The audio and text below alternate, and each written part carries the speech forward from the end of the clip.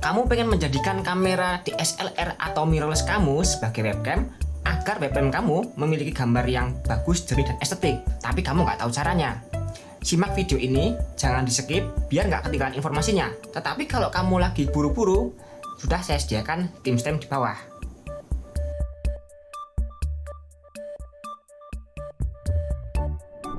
Halo teman-teman, bertemu lagi dengan saya Muslim Putra. Di video kali ini kita akan membahas cara menjadikan kamera kita sebagai webcam yang bagus, proper, dan reliable. Jadi peralatan yang teman-teman butuhkan yang pertama adalah kabel HDMI. Kabel HDMI ini disesuaikan dengan output dari HDMI teman-teman. Dan di sini artinya hampir semua kamera yang memiliki output HDMI bisa digunakan sebagai webcam ya. Saat memilih kabel HDMI, usahakan memilih kabel HDMI yang bagus. Jika dirasa terlalu mahal, teman-teman jangan pilih yang paling murah. Jadi teman-teman bisa pilih yang tengah-tengah. Karena nanti kalau teman-teman pilih yang paling murah itu tidak reliable. Terutama jika teman-teman kameranya menggunakan HDMI tipe micro atau mini. Misalnya di sini saya menggunakan kamera Lumix, kamera saya menggunakan kabel HDMI micro. Maka saya menggunakan kabel seperti ini. Selanjutnya yang kita perlukan adalah video capture card. Misalnya seperti ini. Teman-teman nggak usah khawatir, video capture card ini termasuknya murah. Jadi namanya adalah HDMI capture card. Yang seperti ini harganya sekitar 100.000. Ada juga yang seperti ini tetapi harganya di bawah 100.000. Menurut saya yang harganya di bawah 100.000 itu tidak recommended.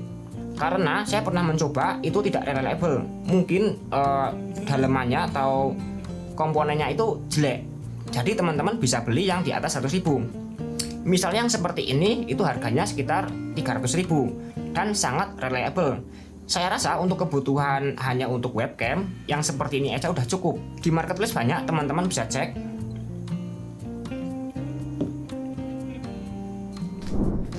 Selanjutnya, apabila teman-teman ingin meningkatkan kualitas audio webcam teman-teman, maka teman-teman memerlukan mic eksternal.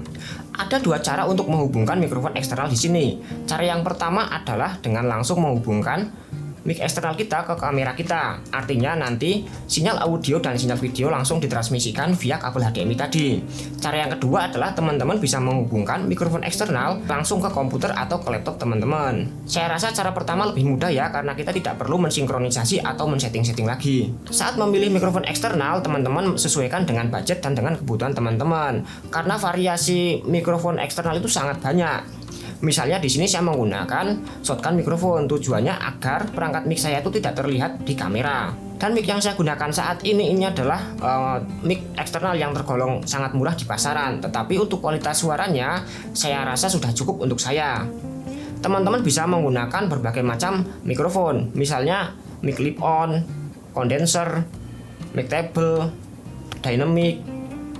Misal teman-teman memiliki budget terbatas, lebih baik teman-teman menggunakan mic dari headset standar daripada menggunakan mikrofon internal dari kamera atau dari laptop teman-teman.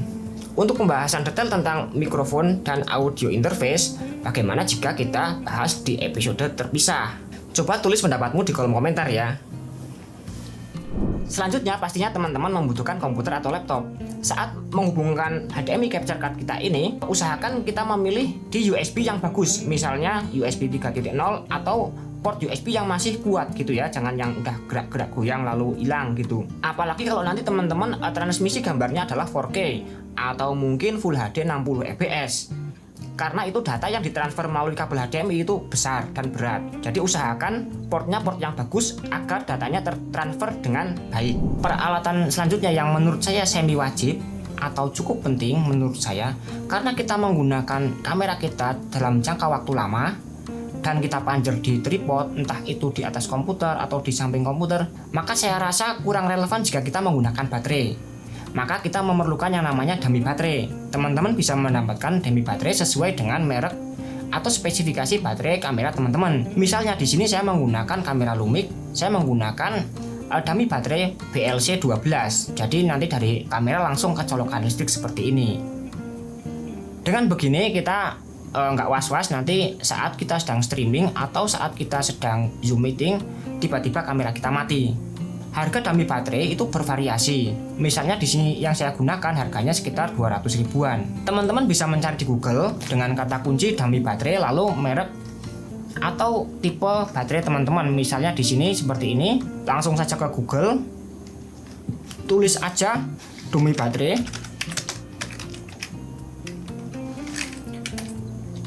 merek kamera atau langsung tipe baterai teman-teman. Misalnya di sini saya BLC 12. Nah, ini langsung muncul banyak ya.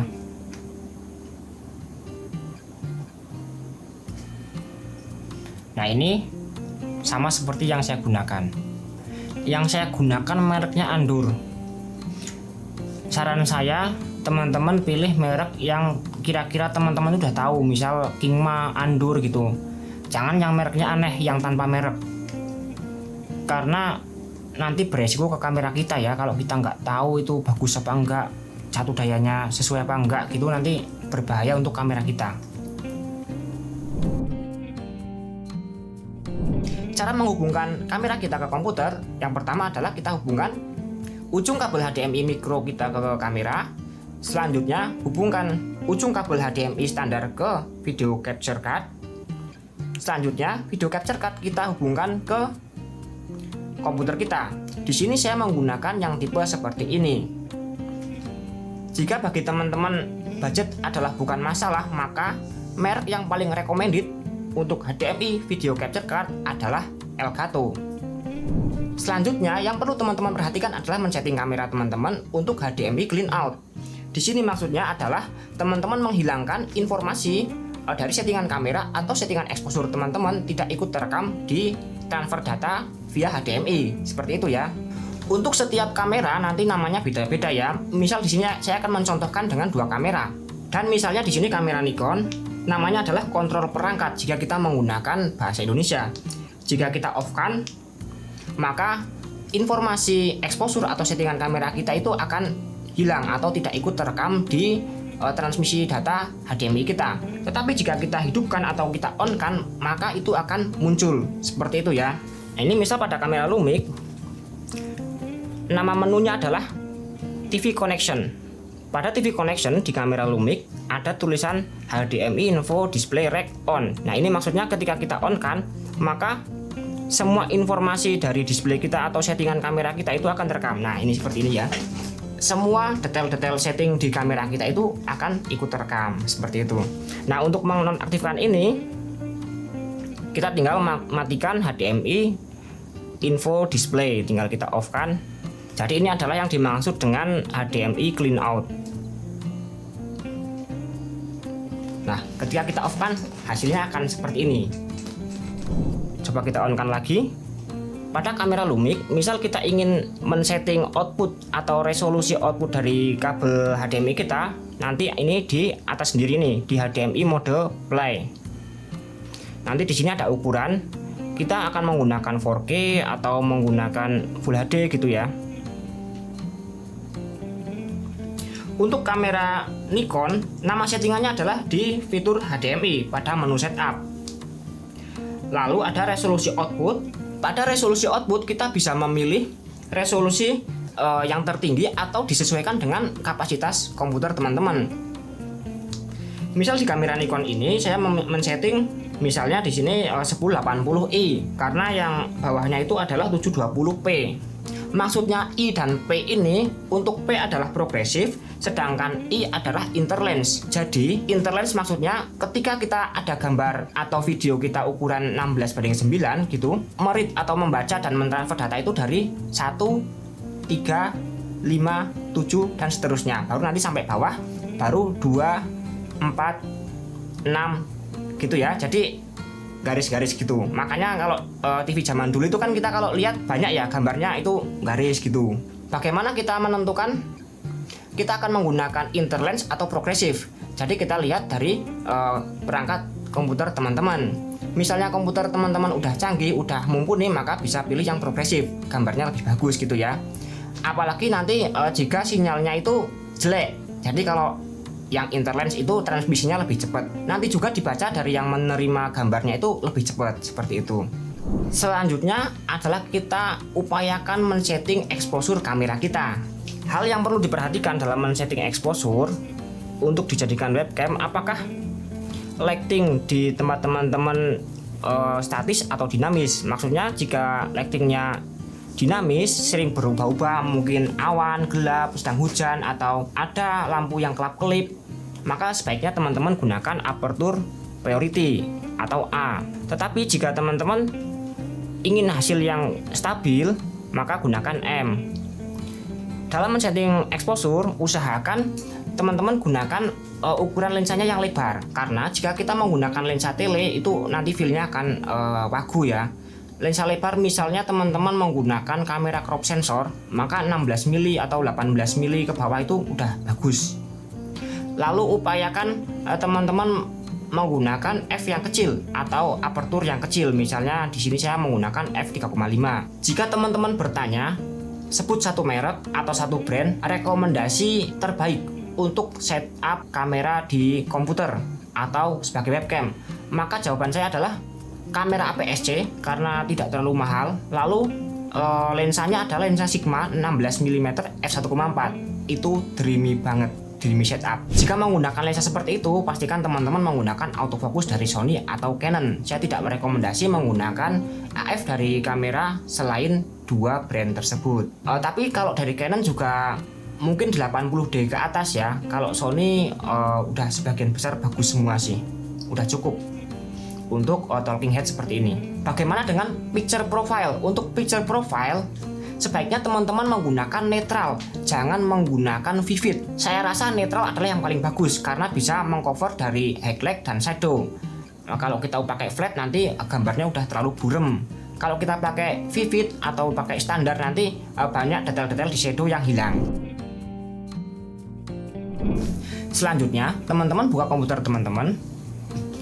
Jika teman-teman buka software yang membutuhkan webcam, misal di sini saya menggunakan zoom, setting video, ada USB video. Nah, di sini sebenarnya udah muncul ya.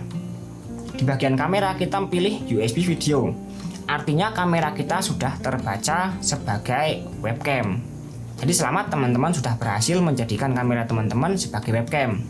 Tapi tunggu dulu, jika teman-teman menggunakan metode ini, maka teman-teman tidak memiliki keleluasaan untuk men-setting audio dan video teman-teman. Misalnya ada latensi dan lain-lain. Maka rekomendasi saya teman-teman menggunakan software pihak ketiga sebagai virtual kamera. Teman-teman bisa masuk ke browser, lalu ketik aja seperti ini, obsproject.com, akan muncul seperti ini. Nah, teman-teman download yang namanya OBS Studio ini. Pilih yang sesuai dengan operating system teman-teman. Di sini ada Windows, ada macOS, ada Linux. Misalnya di sini saya menggunakan Windows, maka saya pilih yang ini. Setelah terdownload, teman-teman install seperti biasa. Setelah diinstal, maka teman-teman buka OBS Studio teman-teman. Nah, maka akan muncul seperti ini ya. Di sini teman-teman kelebihannya menggunakan OBS Studio, nanti teman-teman termasuk bisa men-setting output, resolusi, audio dan lain-lain. Teman-teman nanti bisa coba-coba sendiri. Tetapi untuk basicnya di sini ada source, teman-teman klik di sini. Lalu pilih video capture device. Kita namai misal di sini mirrorless. Seperti itu, kita oke. Kita pilih USB video. Jika teman-teman menggunakan video capture device yang lebih bagus, biasanya di sini muncul nama mereknya. Tetapi saya rasa ini juga udah lebih dari cukup. Kita klik OK. Nah, di sini terlihat ini adalah audio dari kamera teman-teman karena namanya sama. Misal teman-teman ingin menambah audionya dari mic langsung ke komputer teman-teman, yang perlu teman-teman lakukan adalah di sini klik di sini, lalu audio capture device, audio input capture maksud saya.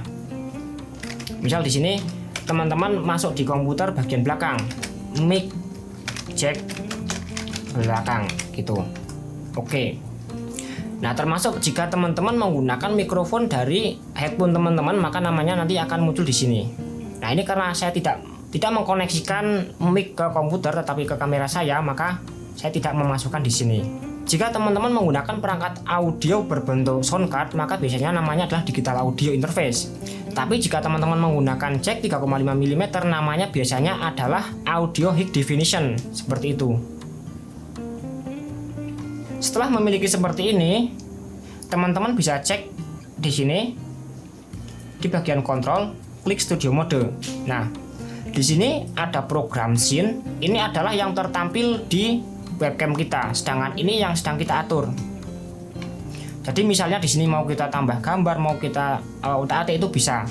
Di sini nggak terpengaruh sebelum kita klik transisi seperti ini.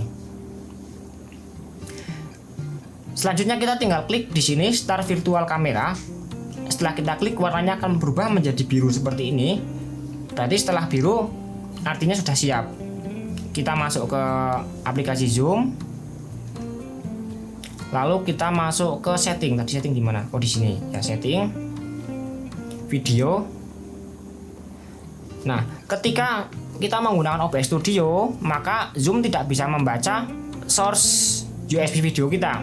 Nah, di sini kita pilih OBS virtual camera. Nah, ini artinya sudah jadi ya. Jadi begitu teman-teman. Kelebihannya menggunakan software virtual camera adalah nanti teman-teman nggak usah khawatir misal menggunakan beberapa software, entah itu Google Meet, entah itu Skype. Pokoknya bagian settingan video di aplikasi teman-teman tinggal klik OBS virtual camera, seperti itu aja.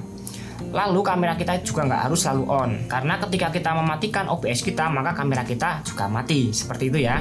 Selanjutnya bagaimana jika kamera teman-teman kamera yang nggak bisa setting HDMI clean out? Jadi solusinya kita ke OBS Studio, misalnya seperti ini. Maka solusinya adalah teman-teman menghilangkan atau mengurangi informasi display pada settingan seminimal mungkin. Misalnya seperti ini. Di sini saya kurangi display dari gambar-gambar ini. Nah, kita tinggal perbesar gambarnya seperti ini. Nah, jadi kita potong aslinya seperti ini. Setelah diperbesar jadi seperti ini. Kita matikan picking, matikan, pokoknya kita matikan yang bisa kita matikan gitu ya. Kita matikan informasi yang bisa kita matikan. Biasanya bisa dimatikan ini ya, ada picking, ada box focus dan lain-lain. Meskipun ada, tapi jarang sekali kamera yang tidak memiliki settingan HDMI clean out gitu. Misalnya kamera Nikon D3100 aja yang keluaran tahun 2009 itu udah memiliki HDMI clean out. Artinya kamera-kamera zaman sekarang itu udah hampir semuanya memiliki settingan HDMI clean out gitu ya. Ya teman-teman, untuk video kali ini hanya itu yang biasa saya sampaikan. Apabila ada tambahan silahkan tulis di kolom komentar. Jika teman-teman mendapatkan manfaat dari video ini, jangan lupa tinggalkan jempol ke atas ya, dan dukung saya dengan subscribe.